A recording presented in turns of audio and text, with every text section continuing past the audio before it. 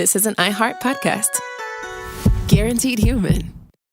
Work can be a little weird. Cringy training seminars, coworkers who won't stop talking about their plant, forgetting the mute button at an inopportune moment. We have to deal with a lot on any given workday. Sometimes it can feel hard to thrive and move forward in your career. Well, that's where LinkedIn comes in. LinkedIn helps you get ideas and insights from experts in your field, connect with people professionally, grow your network, and access tools designed to help you find the right fit for your next role. Whether you're just getting started, figuring out your next move, or looking to accelerate your career, LinkedIn is built to support you at every stage because LinkedIn is the network that works for you. Visit linkedin.com/knowstuff to learn more. Hey, and welcome to the short stuff. The whole gang's here, even in spirit. So let's go. Stuff you should know. Yeah, you put this one together. This is a good one. We're talking about the magnetic field and specifically the switching of Earth's magnetic pole. And I guess we should just start talking about what the magnetic field of the Earth is, right? Yeah, you kind of can't really get past that one because apparently it seems to be fairly peculiar to Earth to have a really solid inner core made of, I think, iron and nickel. And that that is basically bathed in a bath of molten outer core. Mm-hmm. And because that molten outer core is constantly roiling and convecting and doing all sorts of crazy motions, it actually produces a dynamo effect where a magnetic field is generated. That inner core essentially becomes a giant bar magnet with a North Pole and a South Pole. Yeah. And that magnetic field radiates from the center of the Earth outward into outer space. And it does some pretty cool stuff. One, it prevents high energy particles that are bombarding Earth at all time from reaching Earth generally and killing us, just shooting right through your throat and out the other side. Right. So life can exist on Earth. And then less importantly, but more beautifully, it also creates the auroras. Mm-hmm. And also why I wear a Kevlar turtleneck. Actually, not a dickie, really, because it gets warm in the summer. Yeah, that's smart. So you've got that bipolar core. We have the North Pole and the South Pole geographically. Like, we know where those are. We've mapped those out. They're great. Everyone loves them. But they really have nothing to do with the actual magnetic poles of the Earth. Two different things. The Earth's poles, as we will see, they move around a lot because of that molten core is unstable, and it moves. That roiling sort of molten gunk you were talking about is weaker in some places. It's stronger in some places. And, you kind of likened it to a pot of water like bubbling and the bubbles like pop and fade away. Same thing is going on there that creates instability and sort of just movement. Yeah. So suffice to say that the Earth's magnetic field is not constantly stable. It's constantly changing. And since some spots are weaker than other spots, that means the poles can actually move around. And they do. They wander about. There's these, it's called excursions. And they can move all over the place. And as a matter of fact, when what seems to be a threshold, they flip. And all of a sudden, the South Pole is at the geographical North Pole area, and the North Pole is down in Antarctica somewhere. And it happens, and we've just recently learned about this kind of thing. Yeah, it's called polarity reversal. There's some disagreement among the scientific community about how often this happens, how quickly it happens. There was a study in 2020 from the Scripps Oceanographic Institute in San Diego. San Diego, right? Yeah, the SD. Well, it said SD. I didn't think it was South Dakota. Definitely not. Or Southern Durham, North Carolina. It could have been that one. It's definitely not South Dakota, though. I'll tell you that. Yeah. So they had a new model based on 100,000 years worth of data. And they said, actually, these poles are wandering like a lot. It's a real walkabout. They're wandering about 10 degrees a year. That is equal to the distance between Atlanta and Toronto, or for our Aussie friends, Brisbane and Melbourne. Or if you're in London, those are the three places that listen to us, basically. Sure. Canada, Australia, and the UK. Yeah. Or London and Prague. And that is about 10 times what scientists thought before this study came out. Yeah, the pole can wander that far in a year. A year. You just, like, when you hear about this, you're like, okay, that's weird. I didn't know they could move. Maybe it just kind of gyrates a little bit. No, it can travel from Toronto to Atlanta in a year and back. And it wanders all over the place. It's not like it follows like a set line, because again, the molten inner or outer core, it's roiling. It looks probably a lot like the surface of the sun. And so all the little spots and weird like areas and everything, that's where the kind of like the magnetic poles actually travel, like down a Plinko set, essentially. But a sphere Plinko set, if you can wrap your mind around that kind of thing. All right. Well, I'm going to wrap my mind around it, and we're going to take a break, and then I'm going to unwrap my mind right after this.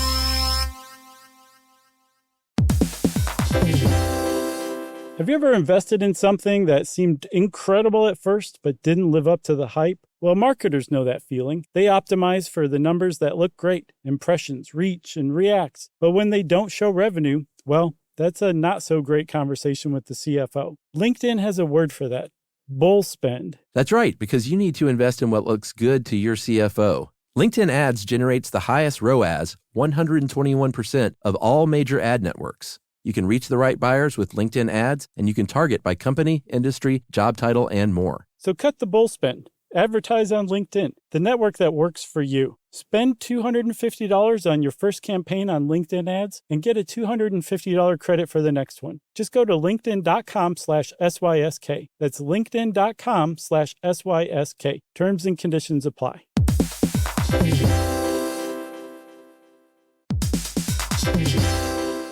Hey everybody, we're here to talk to you about Wayfair, who believes that spaces should be functional, they should be comfortable, they should be well designed, and they can be well designed by you with their help. Your updated space should feel more comfortable, inviting, and practical for everyday use. And we're talking about outdoor seating. We're talking about grills. We're talking about major appliances. If you need storage solutions, Wayfair can help you out. Patio lighting, rugs, decor. It is your one-stop shop for home. Yeah. I mean, it's getting nice out, so it's time to think about living outdoors for the next few months. And Wayfair knows that outdoor furniture, it's heavy, it's intimidating to assemble. So Wayfair has stepped in and said, we're going to handle the hard part so you don't have to. That's right. You can shop Wayfair Verified, your shortcut to the good stuff. And that means their team of product specialists are going to vet everything by hand using a 10-point inspection, testing things like, quality materials, functionality, and features, and even how long it takes to build that piece of furniture. And the overall experience save time, reduce hassle, and improved convenience. Patio season is here, and these deals won't last. So head to wayfair.com right now to get your outdoor space ready for way less. That's WAYFAIR.com.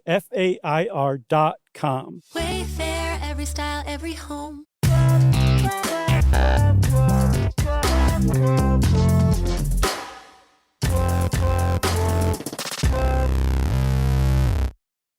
All right, so we were talking about this thing it's really hauling. These poles are moving around, and they can actually flip. And the last time that happened was about 42,000 years ago in what's called the La Champ, I guess. The La Champ excursion, great band name. Yeah. And this was the lava flow in France, of which it was named after because of the fossil record, I guess, that we discovered in the 1960s. And during this excursion, the North Pole went across North America, then said, all right, well, now I'm going to drop down into the Pacific, or through the Pacific, to Antarctica. And then I'm the North Pole, by the way, and I'm going to stay there in Antarctica for about 400 years. And then I'm going to go back up through the Indian Ocean to the actual geographical North Pole. Yeah, roughly that area. Back to generally where the magnetic North Pole typically is, right? Yeah. That's really fast. 400 years on a geological time scale is like, a blink is too slow as a description or analogy. And so the La Champ excursion seems to have had some pretty significant effects on the planet. That 42,000 years ago coincides with a bunch of weird stuff that happened on Earth. There was a lot of glaciers that expanded in all sorts of surprising places. The wind patterns changed globally. The megafauna, a lot of megafauna species disappeared from the fossil records. And so too did the Neanderthals. That's right. It was a really, really significant period of like surprising and kind of dismal activity in Earth's history. And they have traced this to basically a weakening of the magnetic field, that it's probable the magnetic field became very weak and that allowed the poles to flip very quickly. And that it wasn't necessarily the poles flipping that caused all of this weird stuff to happen, but that the magnetic field being weakened probably also let this weird stuff happening. So the reversal of polarity was a symptom, just like, say, the disappearance of the Neanderthals was, or the change in wind patterns were. They were all symptoms of this weakened magnetic field around Earth. Yeah, you talked about it, sort of acting like a force field against that particle bombardment. That probably weakened it enough that they were bombarded. The ozone layer was damaged. A lot of UV light is just baking the Earth. And it was just bad enough where scientists obviously are like, well, when is this going to happen again? Because we're in store for something pretty rough.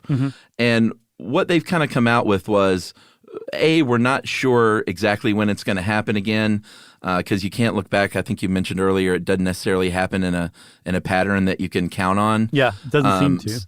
Yeah, so they can't say like, all right, well, here's when it's going to happen again. But they do think this was a really, the Lechamp excursion was a sort of a rare, fast thing. And if it does happen again, it'll probably be over the order of thousands of years. Yeah. And it's not going to be the kind of thing like most of the other times it happened. It was over a much slower time period. The Lechamp was just so fast, it wrecked everything. And it probably wouldn't be that bad if it happened again, because it would be on a much slower, thousands and thousands of years timeline. Yeah, I mean, tens of thousands of years versus hundreds of years. That's pretty significant as far as differences go, right?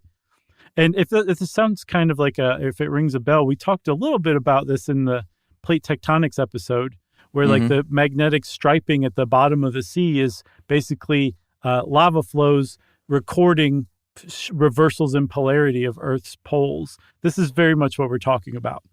So because they think it happens over, tens of thousands of years, and if you look back in the fossil record at other times that coincide with polarity reversals, there doesn't seem to have been anywhere near the kind of catastrophic events that came from the Lechamp excursion.